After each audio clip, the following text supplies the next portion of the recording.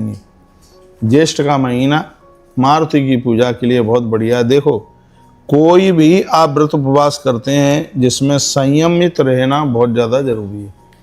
जो ब्रह्मचर्य धर्म का पालन करके अनुष्ठान करते हैं तो अनुष्ठान का तो फल उन्हें मिलता ही है, लेकिन जिंदगी भर यज्ञ करने का फल और उन्हें प्राप्त होता है। लिखा है तपसा ब्रह्मचर्येण यज्ञ त्यागेन वा पुनः गतिम ताम न लभेत जुक्ति गंगा समसेव्या लभेत। यदि कोई ब्रह्मचर्य धर्म का पालन करता हुआ पूरा महीना जेठ के महीने में गंगा स्नान करता है, गंगा माँ का पूजन करता है, यह इतना बड़ा यज्ञ है, इतना बड़ा कि यज्ञ करने का फल मिलता है। गतिम ताम न लभेत तो गंगा सेव्या लभेत। कोई गंगा का सेवन करेगा तो उसको गति मिलेगी, उसकी मुक्ति को कोई रोक नहीं सकता। इतना बड़ा महात्म्य है भैया गंगा माई का। तो इस जेठ के महीने में गंगा स्नान करने के लिए गंगा के किनारे नहीं जा सकते हो तो अपनी बाल्टी में 2 ढक्कन गंगा की बूंदें डाल लें।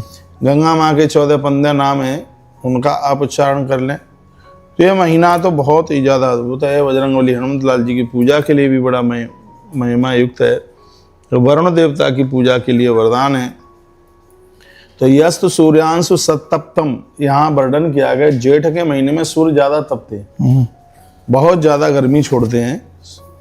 तो कहते हैं कि जो इस महीने में प्रत्येक दिन स्नान करता है, सूर्य भगवान को जल देते हैं, कहते हैं कि उन लोगों को हजारों चंद्रायण व्रत करने का फल प्राप्त होता है। हजारों चंद्र, चांद्रायण सहस्त्रम तु चरिद्यतः अपमान, ये तो स्पष्ट बात लिखी है। जितने भी ऑडियंस भक्त लोग हमें आप सुन पा रहे हैं, ये महीना इतना अद्भुत है। गंगा माई, वरुण देवता, हनुमंत लाल जी, सूर्य देवता की पूजा के लिए देखो कितनी अच्छी बात कही है कि जो लोग इस महीने में, बेटा श्री राम, जो लोग इस महीने में गंगा स्नान करते हैं, गंगा स्नान करते हैं, गंगा माँ का वंदन पूजन करते हैं, इस महीने में गंगा अवतरण की कथा है। गंगा दशहरे पर माँ गंगा आती है। तो इस ग्रंथ में लिखा है, क्या लिखा है इसमें? इसमें लिखा है चांद्रायण सहस्रम तु चरिद्यतः अपमान, उन लोगों को हजारों चांद्रायण व्रत करने का फल प्राप्त हो जाता है। ऐसा कोई महीना नहीं है जिसका महात्म नहीं है। वराह पुराण में 12 महीनों का महात्म वर्णित किया गया।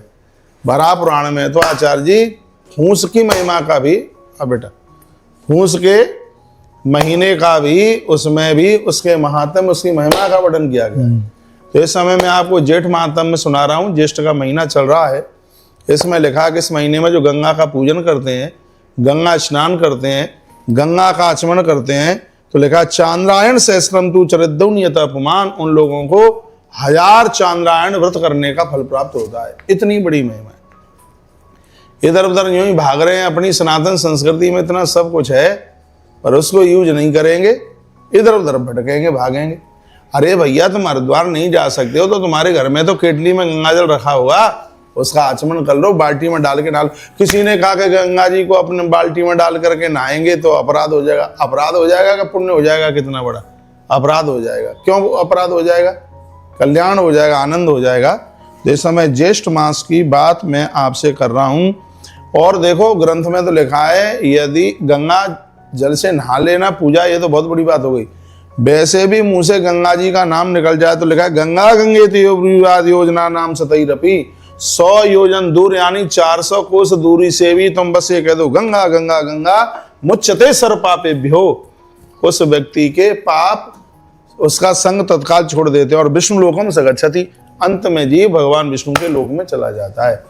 तो ये महीना इतना अद्भुत है, इतना दिव्य। देखो एक तो इसमें निर्जला एकादशी पड़ती है, जैसे भीम एकादशी के नाम से जानते हैं, और इसमें बट सावित्री पड़ती है। इस महीने में बट सावित्री पड़ती है। मैं वीडियो डालूंगा कितनी तारीख की है बट सावित्री। जगन्नाथ रथ यात्रा इसी महीने में पड़ती है। और मैं क्या बताऊं तुम्हें, धौनाधन्नी एकादशी, बडलिया नौमी, ये सब जेठ के ही महीने में पड़ते हैं, जो कि अपने आप में स्वयं सिद्ध मुहूर्त हैं। ये अपने आप में अद्भुत मुहूर्त हैं। इस महीने में गृह प्रवेश, यज्ञ वगैरह सब बढ़िया है। बस अकेला घर का निर्माण प्रारंभ करना ठीक नहीं है, वो ज्यादा शुभ नहीं है, ज्यादा बढ़िया नहीं है। बस उसका निर्माण ही और सब ठीक है। और सब बढ़िया है। तीर्थ यात्रा के लिए महीना है, बड़ा अच्छा महीना है ये, जेठ का महीना है। बड़लिया नमी तो शायद आषाढ़ में पड़ जाएगी। हाँ उसमें बड़े हाँ आषाढ़ में। हाँ, देवताओं की सोने वाली 11 भी उधर पड़ जाएगी। लेकिन गंगा दशहरा तो इसी महीने में, गंगा दशहरा। बट सावित्री इसी महीने में।